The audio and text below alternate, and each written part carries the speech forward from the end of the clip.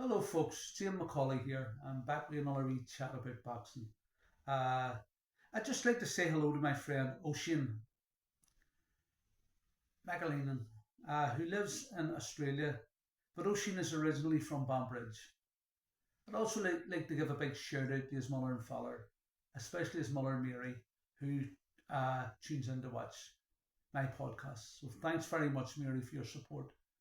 I want to talk today about boxers from Australia. There's been many great ones down the years. Uh, Lester Ellis, Barry Michael, Lionel Rose, who was the first Indigenous Australian to win a world title, Jeff Fennick. I'll tell you a story about Jeff Fennick. I live here in North Belfast. See, about 10-minute walk up the road, it'll bring you to the Ballysillan Leisure Centre, where in 1983 Jeff Fennick lost to Derry's Jerry Dudley in the Commonwealth Federation Championships. It was an experimental thing that never really took off. Uh, but there you go. He went on to become a great legendary fighter, Jeff Fennick. But a wee lad from Derry beat him up a 10-minute walk away from where I'm sitting now. Unbelievable. The Ballysillan Leisure Centre. Yeah, Jeff Fennick would go on to become a legend. Kostya, undisputed world light welterweight champion, originally from Russia. What a fighter he was. But the Australians took him to their heart. Les Darcy. Les Darcy, you got to go sort of back before the 1920s. Les Darcy was down to fight Harry Greb at one time. He he had 50 fights and only 4 defeats, which were avenged. And he was unbeaten in 21 fights when he died. Initially, when he went to America, he was called a traitor. And he was shamed because America was at war with Germany, First World War. But when he came back, when he died and he came back, it was over 200,000 at his funeral. He was only 24. He was actually Irish, Australian. It was his mother or father was Irish. But they all said he could have beat Grave, but there you go. You had Danny Green. He was light heavyweight champ. Beat a fading Roy Jones. Victor Darchinyan. Anthony Mondain. He was a boxer and rugby player. He twice held the super middleweight title.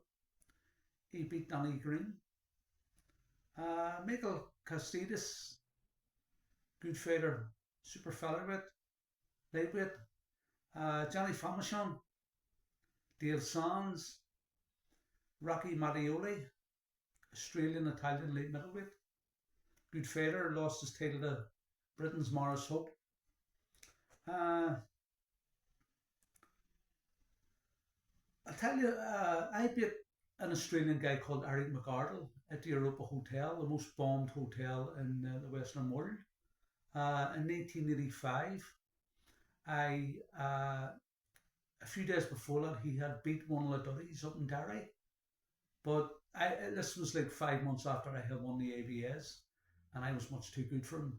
Had him down in the second, a heavy knockdown. The bell went to save him in the second, and I hammered him in the third, won convincingly. On the same night, Sam Story, both of us having our last amateur fights, Sam Story beat Jeff Harding, and Jeff Harding would go on to become a double world light heavyweight champion. Joe Bugner moved to Australia in 1986, and he had 4 great wins there. He called himself Aussie Joe. And the former world heavyweight title challenger, fought Ali for the title in Kuala Lumpur, fought Fraser. What a good fighter, what a great chin Joe Bugner had. He took both of them the distance. But he was very popular in Australia, packing arenas out. He had wins against Greg Page, David Bay, Anders Eklund, and James Tillis. And that all led to a big money fight with Britain's Frank Bruno. And although Joe stopped me at Frown, but he made plenty of money. What a character, Joe Bugner. And it was one night I was in the Lansdowne over in North Belfast and off the Antrim Road. I think it was a Sunday night quiz night, and I wouldn't tell you a word of a lie as a Christian. The question came up. I wasn't in the quiz, but these people beside me were in the quiz, and they stood to win a few £100. And the question was, I'll never forget, what country was Joe Bugner born? Was it A, Hungary, B, England, or C, Australia? And I tapped the fella and I said, listen, fella, I'm a boxing expert. Believe me, he was born in Hungary, no doubt about it. And the guy never listened to me. He went against me and said England and lost, I think it was £200-300. Never forgot it. Yes. Right. So, Jack Johnson followed world heavyweight champion Tommy Burns all over Europe. Then Burns went to Australia and Johnson followed him and hot pursuit. He finally collared Burns in Sydney and shamed Burns into boxing him. Burns had knocked out the Aussie Bill Squires in one of his defences of his world heavyweight title. Burns' first 8 title defences were all inside the distance. When Burns defended his title against Johnson, he was absolutely outclassed. Johnson was much too good for him.